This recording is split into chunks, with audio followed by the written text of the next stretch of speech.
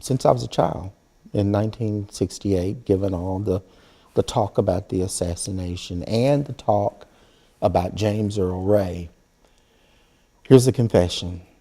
I was absolutely convinced, above conviction, that James Earl Ray did not pull the trigger until I read this work.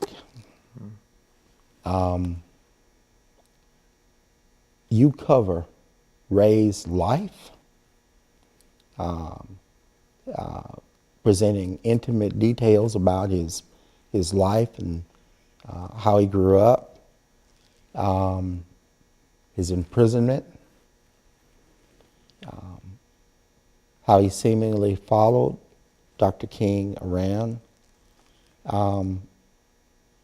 You did that objectively, but it shattered my conviction about his not pulling the trigger. Let me ask, do you think he acted alone? I'm somewhat agnostic on the question of whether he acted alone. What I would say is I think he did pull the trigger. I think he shot King. I think the evidence is pretty strong that he did.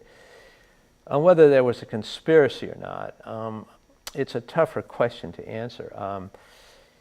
There are always loose ends whenever you have a murder, and that's why defense lawyers can make a living.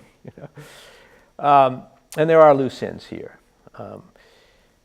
When you start to pull on those ends, that's when you get into these questions of conspiracy. I think the most reliable and definitive investigation of the possibility of conspiracy was done by the House Select Committee on Assassinations.